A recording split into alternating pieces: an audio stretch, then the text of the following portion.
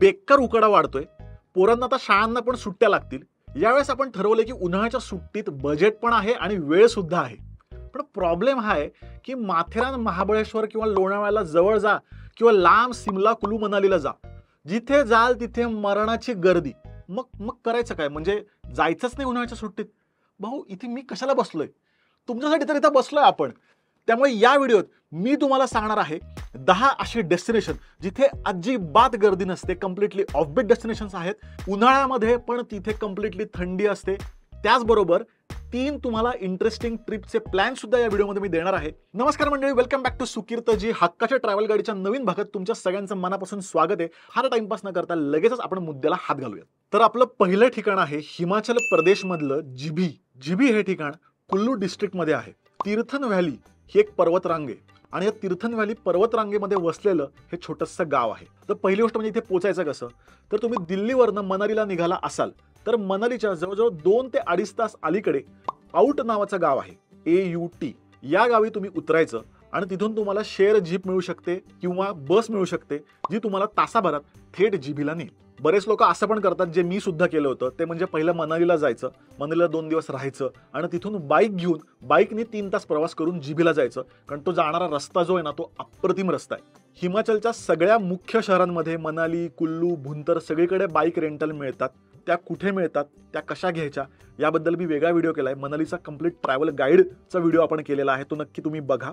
मे महिन्यामध्ये सुद्धा इथे 10 ते 12 टेम्परेचर असतं. संपूर्ण तीर्थन व्हॅलीच्या पर्वतरांगा आहेत आणि त्याच्या खालीच तीर्थन नावाची नदी वाहते. जिभीमध्ये राहण्याच्या भरपूर सोयी आहेत. तिथे होमस्टेज आहेत, छोटी छोटी हॉटेल सुद्धा आहेत. तुम्हाला अगदी 1000 रुपयापासून तिथे रूम मिळू शकते. भारी गोष्ट म्हणजे ही पूर्णपणे तीर्थन व्हॅली पाईन ट्रीनी व्यापलेली आहे. त्यामुळे तुम्ही उन्हाळ्यात जरी गेलात तरी तुम्हाला हे हिरवेगार डोंगर दिसतात. तुम्ही म्हणाल हो ना, अरे कळलं, भारी ठिकाण आहे, पण अख्खी ट्रिप कशी इथे करता येईल? तर हो, आठवडाभराची ट्रिप सुद्धा तुम्ही इथे प्लॅन करू शकता. पहिलं ठिकाण म्हणजे जिभी वॉटरफॉल. छोटासा धबधबा आहे. उन्हाळ्यामध्ये थोडासा प्रवाह त्याचा कमी झालेला असतो, पण ते ठिकाण कम्प्लिटली जंगलामध्ये, त्यामुळे ते ठिकाण बघण्यासारखं आहे. दुसरं ठिकाण आहे जलोरी पास. जलोरी पास म्हणजे खरं तर तीर्थन व्हॅलीतून शॉर्टकट आहे. म्हणजे ती जी पर्वतरांग आहे तुम्ही खाली उतरलात तर तुम्ही थेट सिमल्याला जाता. त्यामुळे बरेच लोक मनालीवरनं सिमल्याला जाताना जलोरी पासमधनं जातात. जलोरी पासला तुम्ही ट्रेकनी पण जाऊ शकता किंवा बाईकनी पण जाऊ शकता. म्हणजे जिभीपेक्षाही वरती हे ठिकाण आहे. त्यामुळे खूप गार, थंडगार वारा. आणि जलोरी पास म्हणजे काही नाही, एक स्पॉट आहे जिथे मंदिर आहे, पण संपूर्ण पर्वतरांगा तुम्हाला तिथून दिसतात. त्यामुळे निवांत बाईक राईड करण्यासाठी किंवा ट्रेक करण्यासाठी सुद्धा जलोरी पास मस्त आहे. तिसरं ठिकाण कुल्ली कटांडी. जा उच्चार चुकू शकतो, पण याला मिनी थायलंड म्हणतात. नाही, तसलं काही मनात आणू नका, निसर्गासाठी त्याला तसं म्हणतात. त्याचं कारण असं आहे की थायलंडमध्ये बऱ्याच ठिकाणी असे उंच उंच रॉक्स आणि एकदम असं नितळ पाणी असं डेस्टिनेशन आहे. तर सेम तसंच इथे आहे, म्हणून त्याला मिनी थायलंड म्हणतात. पण हे पण छान ठिकाण आहे. छोटा तासाभराचा ट्रेक तुम्हाला करावा लागतो. तसाच जर तासाभराचा ट्रेक करण्याची तुमची इच्छा असेल, ट्रेक म्हणजे अवघड नाहीये, नुसतं चालणं, ट्रेल म्हणू शकतो, तर चेहनी कोठी नावाचा एक जुना किल्ला आहे. कम्प्लिटली हिमाचल स्टाईलचं ते स्ट्रक्चर आहे आणि खूप सुंदर स्ट्रक्चर आहे. त्यामुळे ते ठिकाण पण तुम्ही नक्की एक्सप्लोर करू शकता. तिथे तुम्ही छान 3-4 तास स्पेंड करू शकता. इतकं छान ठिकाण आहे. ते थोडं चालावं तिथे लागेल. तर पुढच्या ठिकाणासाठी आपण हिमाचलमधनं जाऊयात उत्तराखंडला. आता उत्तराखंड म्हणलं की तुम्ही म्हणता डेहराडून, हरिद्वार, मसुरी, नैनिताल एवढीच ठिकाणं नाहीये. आता नैनितालला तर वीकेंडला सुद्धा गर्दी असते, कारण खूप सारं दिल्लीचं पब्लिक ओव्हरनाईट प्रवास करून नैनितालला येतं. पण नैनितालला जाण्यापेक्षा मी तुम्हाला वेगळं एक ऑफबीट ठिकाण सुचवेन, जे नैनितालपेक्षाही जुनं आहे पण फार टुरिस्टी नाहीये. ते म्हणजे नैनितालपासूनच 1 तासाच्या अंतरावर असणारं भीमताल हे ठिकाण. हे जुनं का आहे? याचं नावच आहे भीमताल, कारण तिथलं जे मंदिर आहे ते भीमाने वनवासात असताना बांधलंय. तिथलं तळं पण जे आहे ते भीमानेच बांधलंय, म्हणून त्याला भीमताल असं म्हणतात. सेम नैनिताल सारखंच हे गाव आहे. तर इथे पोचायचं कसं? तर आधी तुम्ही नैनितालला पोचा. दिल्लीवरनं ओव्हरनाईट बस आहेत, खूप सारे ऑप्शन्स आहेत. ट्रेनने जाऊ शकता, पण जे नियरेस्ट स्टेशन आहे नैनितालपासून ते 23 किलोमीटर अलीकडे आहे. तिथनं परत कॅब करावी लागते. त्यामुळे बेटर तुम्ही नैनितालला आधी जा आणि तिथून कॅबनी किंवा नैनितालला तुम्हाला बाईक सुद्धा मिळते. त्यामुळे बरेच लोक काय करतात, नैनितालला राहतात आणि बाईक घेऊन डे ट्रिप करून भीमतालवरनं परत येतात. मी तुम्हाला उलट सजेस्ट करेन की तुम्ही काय करा, तुम्ही भीमतालला राहा आणि नैनितालला 1 डे ट्रिप करा. मी कायम असं करतो. म्हणजे जी फेमस डेस्टिनेशन असतात ना, जसं मनाली किंवा सिमला असेल, तिथे ऍक्च्युली राहायचं नाही, कारण तिथे खूप जास्त गर्दी असते. त्याच्या आजूबाजूच्या गावांमध्ये राहायचं आणि ऑफकोर्स एवढं लांब गेला त्यामुळे तुम्हाला होतं की आम्हाला मुख्य ठिकाण सुद्धा जे टिपिकल क्लिशे स्पॉट आहे तो पण आम्हाला एक्सप्लोर करायचा आहे, तो करा ना एक्सप्लोर. पण वन डे ट्रिप करा, म्हणजे गर्दी जरी असेल तरी फार आपल्याला कंटाळा येत नाही. तुम्ही परत तुमच्या निवांत ठिकाणी रात्री परत स्टेसाठी येऊ शकता. नैनितालला जे डायरेक्ट लेक व्ह्यू वाले रिसॉर्ट्स किंवा हॉटेल्स आहेत ते खूप जास्त महाग आहेत. पण तुम्हाला लेक व्ह्यूचा आनंद घ्यायचा आणि स्वस्तात राहायचंय तर मग भीमतालला राहा. कारण भीमतालला जे मुख्य तळ आहे त्याचं नावच भीमताल आहे. त्याच्या समोरचे जे होमस्टेज आहेत ते स्वस्त आहेत. तुम्हाला म्हणजे एकदम लॅविश होमस्टे 3,000 ते 4,000 रुपयामध्ये डायरेक्ट लेक व्ह्यू मला मिळू शकतो. किंवा अगदी एकदम साधं राहायचं तर तुम्हाला 1,000 ते 1,200 रुपयात सुद्धा तिथे रूम मिळू शकते. बघण्याच्या गोष्टी काय आहेत भीमतालमध्ये, तर ऑफकोर्स मुख्य तळ आहे जिथे बोटिंग होतं, तिथे पॅराग्लायडिंग होतं आणि बरेच लोक नैनितालवरनं खास पॅराग्लायडिंगसाठी भीमतालला येतात. पॅराग्लायडिंग पण मला वाटतं 1,500 ते 2,000 रुपयांमध्ये होतं. नंतर रिव्हर क्रॉसिंग आहे, बऱ्याच ॲडव्हेंचरस ॲक्टिव्हिटी इथे आहेत. त्याचबरोबर मंदिरं आहेत. एक हनुमानाचं खूप इंटरेस्टिंग छान मंदिर आहे जे असं गुहेत असल्यासारखं आहे. ट्रेकसाठी बरेच इथे ट्रेल्स आहेत. इथले कॅफेज पण खूप छान आहेत आणि टिपिकल तुम्हाला उत्तराखंड स्टाईल जर थाळी खायची असेल तर ती सुद्धा इथे मिळते. जर ट्रेकिंग करण्याची खाज असेल तर नैना पीक आणि गर्ग पर्वत हे छान तिथे 2 ट्रेक सुद्धा आहेत जे तुम्ही करू शकता. तिसरं ठिकाण आहे उत्तराखंड मधलंच मुक्तेश्वर. मुक्तेश्वर हे ठिकाण सुद्धा नैनितालपासून 1 तासाच्या अंतरावरती आहे, साधारण 50 किलोमीटरच्या अंतरावरती आहे. याची खासियत म्हणजे मुक्तेश्वरमध्ये जानेवारी-फेब्रुवारीमध्ये बर्फ पडतो. आता मुक्तेश्वरला बघायचं काय तर बरेच पॉइंट आहेत. चौली की जाली नावाचं आहे, म्हणजे डोंगराच्या खडकाचं किंवा दगडाचं असं एक वेगळ्या प्रकारचं स्ट्रक्चर तयार झालंय. तिथे बरेच लोक जातात. शंकराचं मंदिर आहे. 0 पॉइंट नावाचा एक पॉइंट आहे जिथे म्हणजे रस्ताच संपतो आणि सकाळच्या वेळी तुम्ही थेट ढगात आहात असं तुम्हाला वाटतं. आणि जर ट्रेक करायची तयारी असेल तर भालूगड का वॉटरफॉल हा सुद्धा तिथे छोटासा ट्रेक आहे, धबधबा तुम्ही बघू शकता. हे जे ठिकाण आहे हे प्रसिद्ध आहे मेडिटेशनसाठी, कारण संपूर्ण डोंगरामध्ये हे ठिकाण आहे. राहण्यासाठी बरेच ऑप्शन्स आहेत, होमस्टेज आहेत, हॉटेल्स आहेत. पण लक्षात ठेवा की मुक्तेश्वरला गेलात तर 0 पॉईंटच्या जवळच राहा, म्हणजे तुम्हाला थेट व्हॅली व्ह्यू मिळेल. आणि व्हॅली व्ह्यू असणारं हॉटेल तुम्हाला अगदी 1,500 ते 2,000 रुपयांमध्ये सुद्धा मिळू शकतं. म्हणजे सकाळी उठल्यावर तुम्हाला असं वाटेल की तुम्ही स्वर्गातच आहात असं हे ठिकाण आहे. आणि खाण्यासाठी निर्वाणा हे ठिकाण नक्की ट्राय करा. तिथे ऑर्गॅनिक आणि वेगळ्या प्रकारची उत्तराखंडची थाळी मिळते. त्याचबरोबर बऱ्याच वेगवेगळे जे आयुर्वेदिक प्रोडक्ट्स आहेत ते सुद्धा तिथे मिळतात. मुक्तेश्वरपासून अगदी जवळ रानीखेत आणि अल्मोरा ही सुद्धा 2 ठिकाणं आहेत. ही 2 छोटी गावच आहेत. सुंदर हिल स्टेशन आहेत.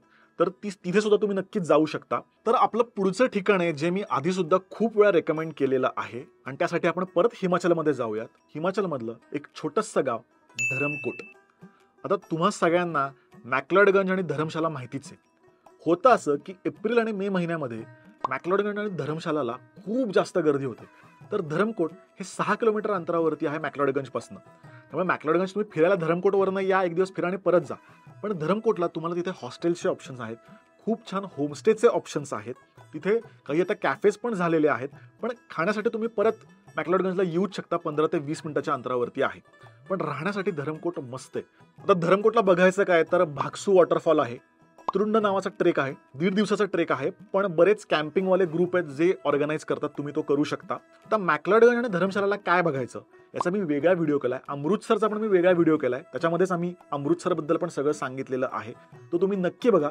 जर तुम्हाला एकदम सुंदर हिल स्टेशन सोबतच तर अशा जुन्या गावी राहायचं असेल, कम्प्लिटली भूतकाळात जायचं असेल तर अप्रतिम गाव आहे छोटंसं, आणि ते म्हणजे रुमसू. रुमसू हे गाव मनालीपासून साधारण तास ते 1.5 तासाच्या अंतरावरती आहे. छान गोष्ट म्हणजे हिमाचलची जी स्थापत्यकला आहे, म्हणजे बांधकाम जे आहे जुन्या पद्धतीचं, ते इतकं सुंदर आहे ना. म्हणजे दगड आणि लाकूड याचा वापर करून ते घर बांधतात. त्या लाकडावरती नक्षीकाम करतात. ते इतकं सुंदर दिसतं ना. आणि रुमसू जे हे गाव आहे ना, संपूर्ण तशाच पद्धतीने अजूनही त्यांनी तसंच मेंटेन ठेवलंय. त्या गावात फेरफटका मारायचा, तिथे गाडीवरती सुद्धा फिरता येत नाही, चालत ते गाव फिरावं लागतं. खूप छोटंसं गाव आहे. पण जो काय माझा अनुभव होता फार सुरेख. म्हणजे तुम्हाला कम्प्लिटली वेगळ्याच जगात गेल्यासारखं वाटेल, कम्प्लिटली भूतकाळात टाइम मशीन तुम्हाला गेल्यासारखं वाटेल. रुमसूच्या जवळ नग्गर कॅसल नावाचा खूप जुना असा किल्ला आहे. खरं तर ते सगळ्यांना माहिती आहे, म्हणजे बरेच लोक मनालीवरून नग्गरला जाऊन परत येतात. पण त्याच्याच पुढे रुमसू आहे, बऱ्याच लोकांना माहित नाहीये. त्यामुळे कम्प्लिटली टिपिकल जुनं हिमाचल प्रदेशमधलं जर गाव तुम्हाला एक्सपिरियन्स करायचं असेल, रुमसू बेस्ट आहे. आता जे पुढचं ठिकाण आहे ते खरं तर ती 3 ठिकाणं आहेत, ती तुम्हाला मी एकदमच सांगतो, कारण ही 3ही ठिकाणांची ट्रिप तुम्ही एकाच वेळेस करू शकता.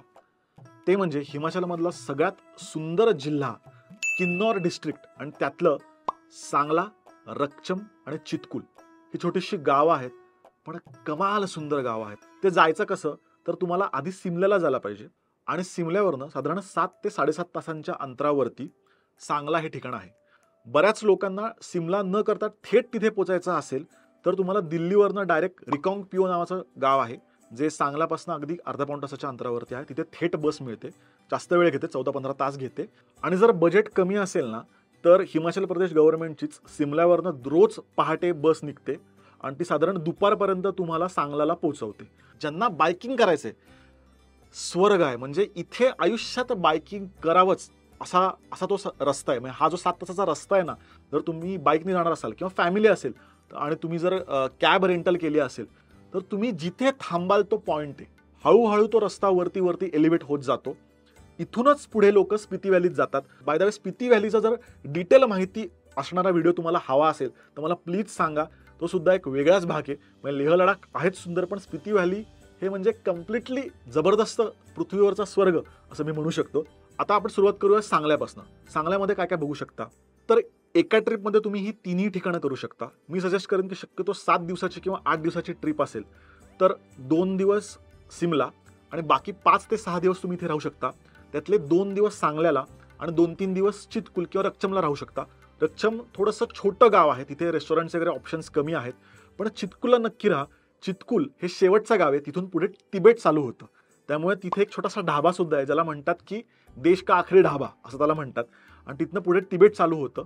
त्यामुळे सांगला आणि चितकुल या ठिकाणी तुम्ही राहून छानपैकी 8 दिवसाची ट्रिप प्लॅन करू शकता. या तिन्ही ठिकाणी तुम्हाला खूप सारे बजेट स्टेचे ऑप्शन मिळतील. इथे खूप सारे होमस्टेज आहेत. बेसिक स्वच्छ स्टे तुम्हाला 1000 ते 1200 रुपयात मिळू शकतो. काही लोक तर म्हणजे जे बायकर्स असतात त्यांना फक्त रात्री राहण्यापुरती जागा हवी असते, ती लोक तर 300 आणि 500 रुपयात राहतात. छान गोष्ट म्हणजे बरीचशी जी हॉटेल आहेत थेट व्हॅली व्ह्यू आहेत. आणि ही ठिकाणच अशी आहेत की कम्प्लिटली डोंगरामध्येच वसली असल्यामुळे किंवा पर्वतांमध्ये वसली असल्यामुळे तुम्ही जिथे जाल तिथे पॉईंट आहे. त्यामुळे इथे काही नाही केलं आणि नुसतं निवांत जरी राहिलात तरी वर्थ आहे. पण भाऊ, आपल्याला असं होतं पैसे खर्च करून चाललं राहावं, काहीतरी तरी बघूयात ना. तर साईट सीइंग करायचं असेल तर या तिन्ही गावांच्या आजूबाजूला किंवा तिन्ही गावांमध्ये कुठली ठिकाणं बघण्यासारखी आहेत, तर त्यामध्ये आहे मठी टेम्पल, जे टिपिकल हिमाचल स्टाईलचं स्ट्रक्चर असणारं दगड आणि लाकडाचा वापर करून बांधलेलं कम्प्लिटली पुरातन टेम्पल आहे. त्याचबरोबर कगुप्पा टेम्पल हे कम्प्लिटली वेगळ्या स्ट्रक्चरचं टेम्पल तुम्हाला तिथे बघायला मिळेल. झालं तर संपूर्ण बऱ्याच ठिकाणी तुम्हाला ती बस्पा व्हॅली पण म्हणतात याला. नदी आहे छान, बस्पा रिव्हर, त्याच्या नदीकाठी पण तुम्ही निवांत बसू शकता. त्याचबरोबर सांगला मेडोज नावाचा एक टिपिकल पॉईंट असतो, तसा पॉईंट आहे. छान अशा पसरलेल्या लँडस्केपिंग तुम्हाला पर्वतरांगा तिथून दिसतील. कमरू फोर्ट नावाचा एक किल्ला आहे. परत तिथे ना टिपिकल असं खूप छान स्ट्रक्चर असतं की लाकडावरती छान नक्षीकाम केलेलं असतं आणि दगड लाकूड अशा लेअरमध्ये संपूर्ण घर किंवा राजवाडा बांधतात आणि तशा स्ट्रक्चरचा हा छोटासा किल्ला आहे. तो सुद्धा तुम्ही बघू शकता नक्कीच तिथे. झालंच तर बाकी पण बिरिंगनाक टेम्पल, वेगवेगळी शंकराची टेम्पल आहे, बुद्धिस्ट मॉनेस्ट्रीज आहेत. नंतर सुसाईड पॉईंट नावाचा तिथे एक पॉईंट आहे, म्हणजे तो खूप उंचावरती, त्याला का नाव पडलं सुसाईड पॉईंट मला माहीत नाही. तर तो सुद्धा तिथे पॉईंट आहे. झालंच तर तिथे तुम्हाला टिबेटियन वूड कार्विंग सेंटर सुद्धा आहे, तिथे तुम्ही खरेदी सुद्धा करू शकता बऱ्याचशा गोष्टी. तर अशा बऱ्याच गोष्टी तिथे तुम्ही एक्सप्लोर करू शकता. त्यामुळे सिमला, सांगला, रक्चम, चितकुल, रिकांगपिओ असं छान किन्नौर डिस्ट्रिक्ट आणि सिमला संपूर्ण अशी ट्रिप तुम्ही 8 ते 10 दिवसांची प्लॅन करू शकता. इथला जो सीझन आहे तो मार्च पासून अगदी जून जुलैपर्यंत आहे. तर पुढचं ठिकाण जे आहे, ज्यांना ॲडव्हेंचरस ॲक्टिव्हिटीज करायच्या आहेत त्यांच्यासाठी बेस्ट ठिकाण आहे आणि ते म्हणजे बीरबिलिंग. याविषयी मी आधी सुद्धा सांगितलंय.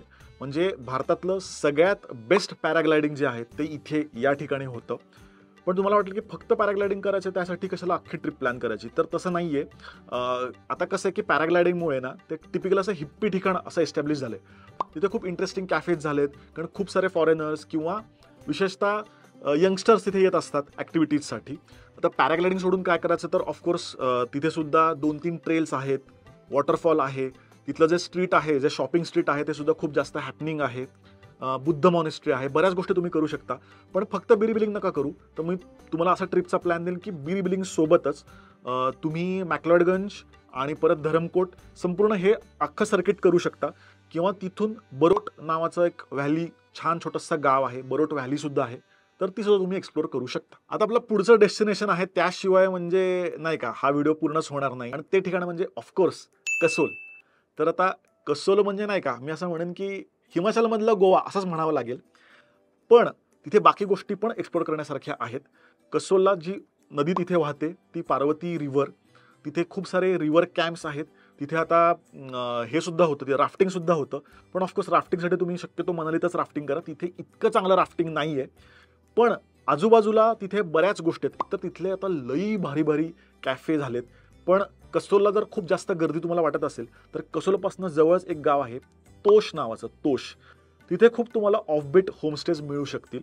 किंवा तुम्ही मलाणाला जाऊ शकता. मलाणाला राहायची सोय नाही आहे, पण वन डे ट्रिप मलाणा करू शकता. त्याबद्दलचा डिटेल व्हिडिओ मी आधीसुद्धा केलेला आहे. त्याची लिंक तुम्हाला देतोय, तो नक्की व्हिडिओ बघा. त्यामुळे कसोलसाठी कसोल, तोश, मलाणा, मणीकरण आणि ऑफकोर्स कसोलला पोहोचण्यासाठी तुम्हाला मनालीवरूनच जायचं आहे. त्यामुळे मनाली असं छानपैकी 8 ते 10 दिवसांची ट्रिप तुम्ही प्लॅन करू शकता. या सगळ्या ठिकाणांना पोहोचण्यासाठी तुम्हाला दिल्लीलाच पहिलं पोहोचावं लागेल. कारण बाकी ठिकाणी पण एअरपोर्ट्स आहेत, पण महाग आहेत. त्यामुळे शक्यतो दिल्लीवरनं तुम्हाला ओव्हरनाईट बस मिळेल किंवा तुम्ही कॅब करू शकता. जर मोठी फॅमिली असेल तर तुम्ही एअरपोर्ट टू एअरपोर्ट अशी थ्रूआउट इनोवा किंवा मोठी गाडीसुद्धा करू शकता. त्यामुळे तुमचा पर हेड कॉस्टसुद्धा बऱ्यापैकी बजेटमध्ये येऊ शकतो.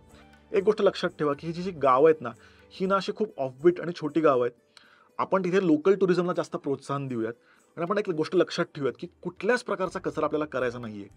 ही जी गावं जी सुंदर आहेत ही आपली जबाबदारी आहे की अशीच सुंदर ठेवायची. जर आपण यांना खूप छान प्रोत्साहन दिलं तर यांना इन्कम सोर्स पण यांना मिळू शकेल आणि ही गावं पण सुंदर राहतील. बऱ्यापैकी जी ऑफबीट डेस्टिनेशन मला माहिती आहेत ती सांगायचा मी प्रयत्न केला. खरं सांगायचं तर मी महाराष्ट्रात पण अशी ठिकाणं शोधतोय की जिथे मला मे महिन्यामध्ये अजिबात फॅन लावायला लागणार नाही, छान थंड ठिकाण असेल आणि अजिबात गर्दी नसेल. तुम्हाला जर महाराष्ट्रातली अशी ठिकाणं माहिती असतील थंड हवेची, महाबळेश्वर, लोणावळा, जी सगळी टिपिकल भंडारदरा ही माहिती असलेली ठिकाणं, चिखलदरा ही ठिकाणं सोडून मी सांगतो, ही सगळी ठिकाणं आपल्याला माहिती आहेत. जर वेगळी छोटी गावं माहिती असतील, इथला होमस्टे खूप इंटरेस्टिंग आहे तुम्हाला माहिती असेल, नक्की मला सजेस्ट करा. तिथे जायचा मी नक्कीच प्रयत्न करेन. असेच इंटरेस्टिंग आपण ट्रॅव्हलचे आणि फूडचे व्हिडिओज घेऊन येणार आहोत.